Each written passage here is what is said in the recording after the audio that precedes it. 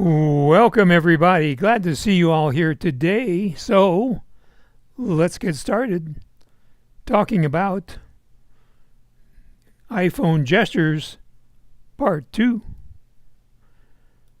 on Go for Lunch for July 28th, 2026, brought to you by GoFor Technology.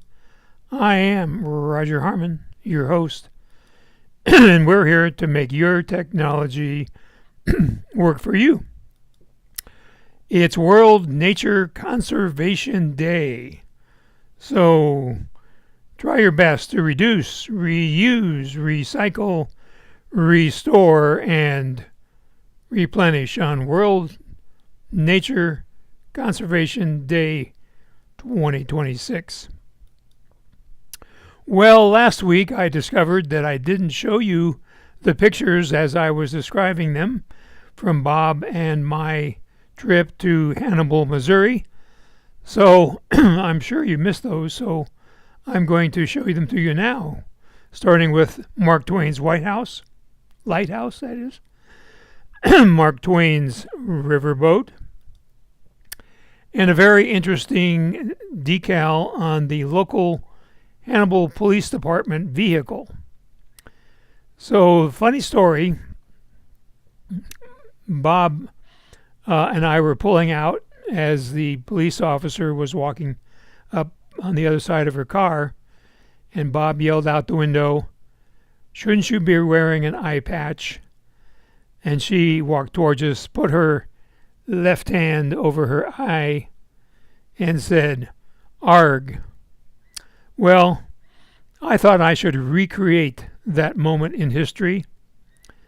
So I went on an AI video creation adventure. And here's what happened. First, I went to Gemini. I typed in a detailed prompt describing, and I put in the picture of the police car.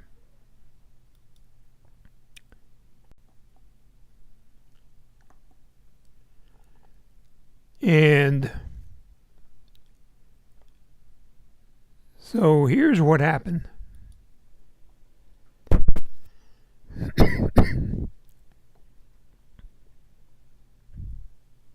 Arg, matey. So the Gemini AI decided that she needed an eye patch, which I didn't ask for. So then I went back to Gemini a second time,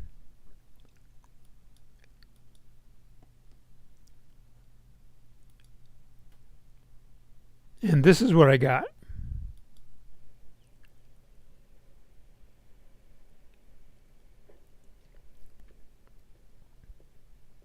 Matey, surrender now. So again, the dialogue was not what I asked for at all. So then I went to ChatGPT, who said, "No, I can't do that for you."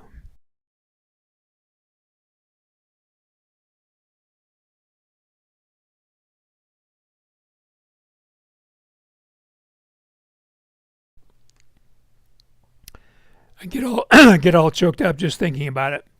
So ChatGPT recommended Luma Labs among 5 other choices. So I went to Luma Labs and did 5 different iterations of this video, trying to get it right. So here was the first one.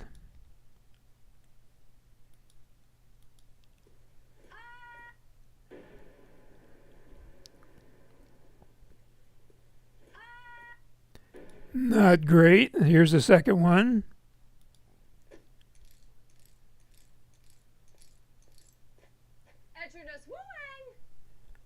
I have no idea what she said.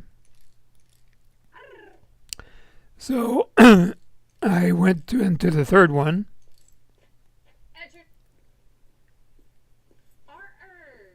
Arg. Yeah, well, that's not exactly what I had in mind, but closer. Except you notice the AI keeps putting the eye patch on these people. Even different AIs do that. So this one added police radio noise and tried to say ARG, but didn't quite make it. And this is the most interesting one of all.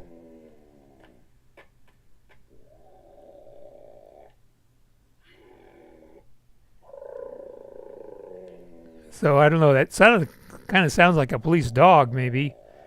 But anyway, so that was my adventure in AI.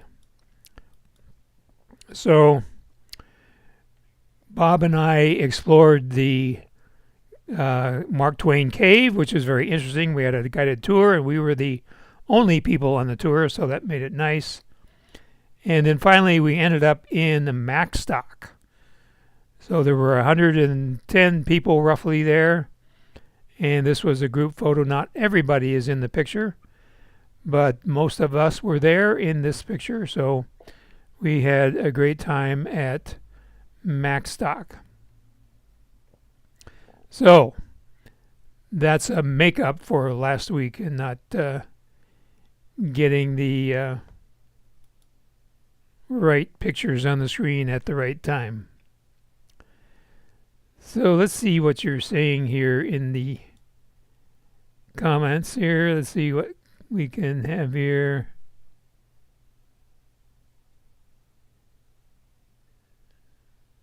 Let's see. There we go. Great photo of you and Bob. And delightful with ARG.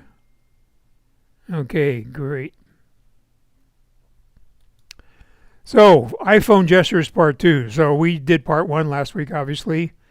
And I had some more. So here they are. And here's the best one. I saved the best for first. You hold down the space bar on your iPhone, and the keyboard turns into a trackpad. And then you can move the cursor wherever you want. So we're going to fire up the old iPhone and demonstrate that. There we go. And we're going to hope that the iPhone works. This time, there it is. It's working. Been having some problems with eCam crashing. So if it crashes during our live video, just stay where you are, and I think it'll come back. But we'll just, hopefully it won't crash. It's crashed 5 times in the last 2 days. So the eCam tech support staff is on it. So what we do is we need to get into something with some text in it. So here is an email. Oops, I didn't want to do that. So let me lock that.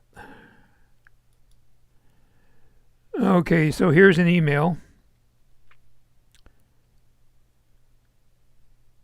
And I'm replying to it so I can edit the text. So I'm going to tap here to bring up the keyboard. And I'm going to hold down the space bar. And you will notice that the keys go blank. And now I can move the cursor anywhere I want. So I can move it down here. Let go. I can insert a word.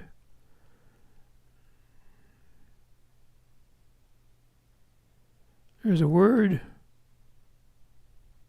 So that's really handy. So you just hold down the space bar. The keys turn blank. You move your finger anywhere you want. So it's very, very useful.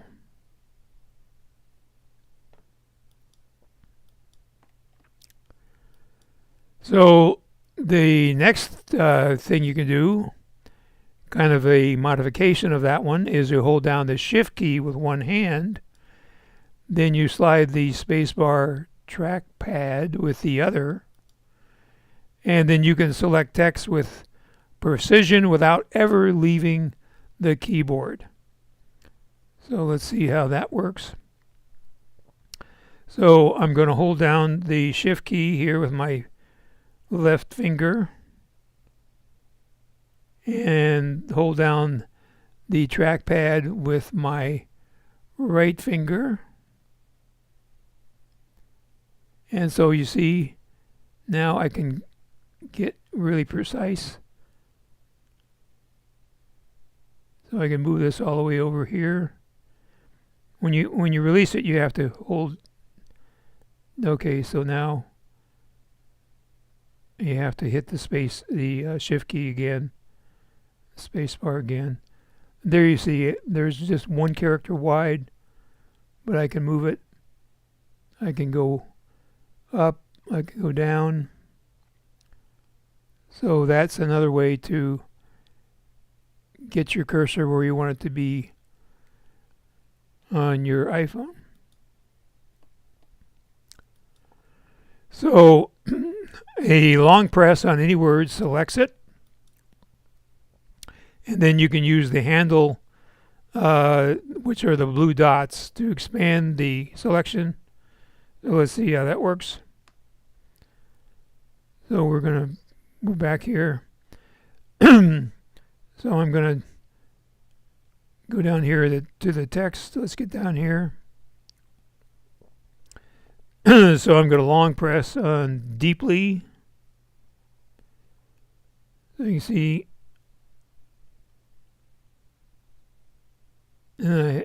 sometimes it'll select by itself. And then these little blue dots are called handles. So I can grab that and extend the area that I'm highlighting. So that can be handy.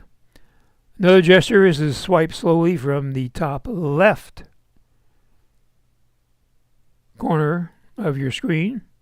That opens the notification center and every recent alert, text, email, and reminder appears. So we're going to go back to the iPhone. As soon as it catches up with us, I'm going to go up here to the top left. Get this straightened out a little bit. Swipe down, and there are all my notifications. So, and I can actually, I'm going to show this in the next fact, but anyway, here's all of our notifications right here. And sometimes you've got notifications that are stacked, like this one here. You can see the stacking right there on the corner. You tap it, and then it will show you all, and then you can click up here and show less, and it compresses them again.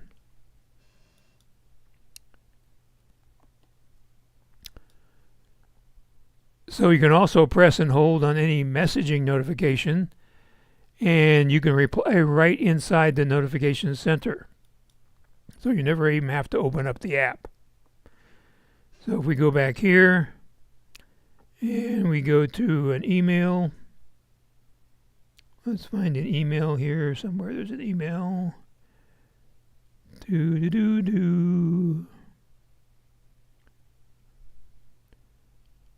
You can see I get a lot of notifications. And I'm sure there's an email in here somewhere.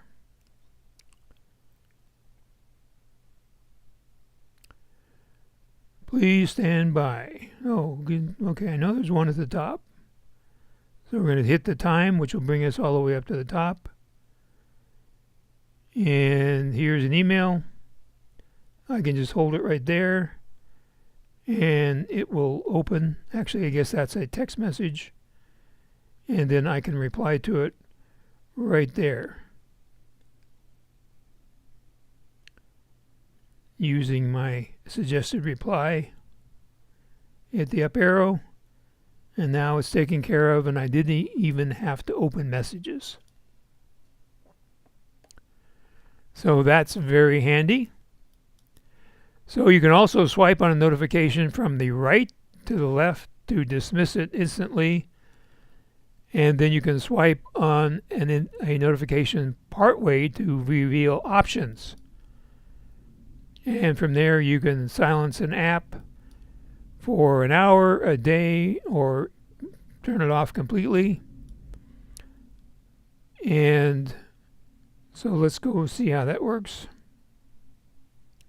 So we're back in our notifications. So if I take this one and just go over partially, you see options appears. So I can tap on options, and then I have mute for an hour, mute for a day, add to a summary, view settings, turn off or report a concern. Or I can also type or actually move it from the right to the left, and you saw that it's cleared off. So again, here's a stack, and we can take one and just clear it like that.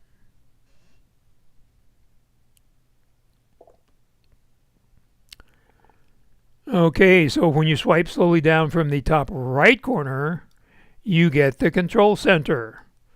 And there's many ways to customize your experience. So you can press and hold any tile. Those are the little icons in the control center called tiles. And you can expand it into a larger panel with extra options. So let's go back here to our phone. And we're going to swipe in the upper right hand corner. There's the control center. We're going to hold down on the Wi-Fi right here. So you see that expanded. It tells us that our Wi-Fi is not connected. And it shows us our cellular data, our Bluetooth, and our airplane mode, etc. Then we can press anywhere in the gray out here to get back to the regular display. We can also touch on something like this and it'll expand. We can turn it on, turn it off, tap in the gray to get back to the total display. So that brings us to questions. If you haven't already, put those in the comments there on YouTube. Do me a favor, send the GoFor Gazette to an Apple user that you know so we can help more people. And it's okay to update to operating system 26.6 on all of your devices. So there's a lot of security updates in there, so it will be a good idea to go ahead and get those updated. And if you haven't already, give us a thumbs up on YouTube. That'll show our video to more people. So let's see what you have to say. And let's see.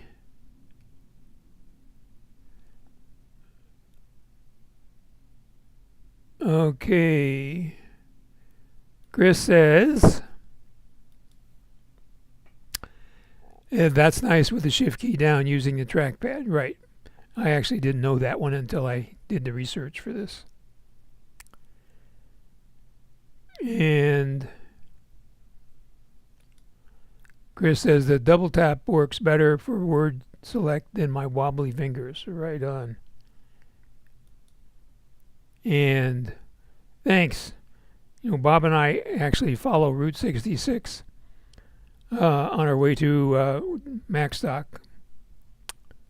And we have Miss Gretchen here. Hi, Gretchen. And Alice asks, do too many notifications drain the battery? Now, that's a good question. I don't, off the top of my hat, I don't know. We'd have to check on that.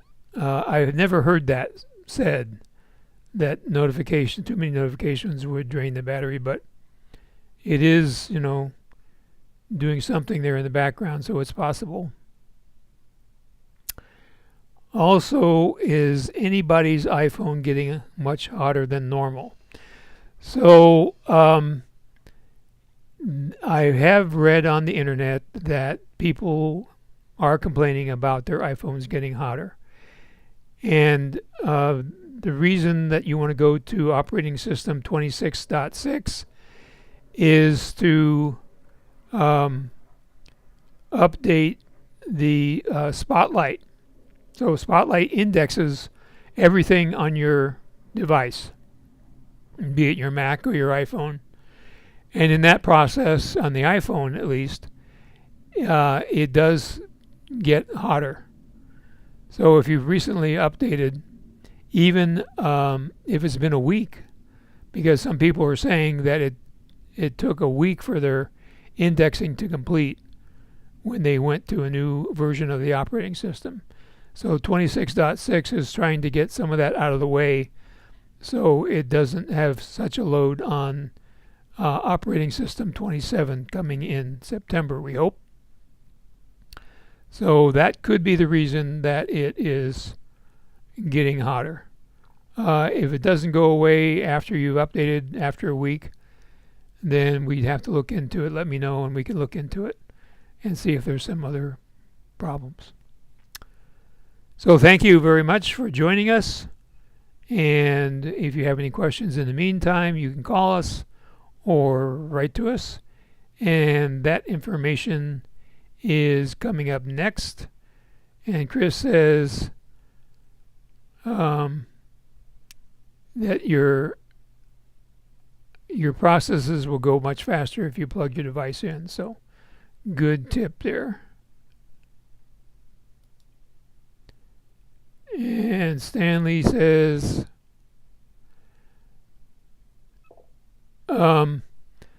so I think I just explained that, Stanley. The Spotlight has to index everything to do all the things it's going to do with Apple Intelligence in iOS 27 or all the operating 27 versions. And that will take some of the load off of it when it first loads, when 27 first loads. So they're trying to kind of get a head start on that. Okay, take care. Have a great week. We'll see you back here next Tuesday at high noon for another Go for Lunch.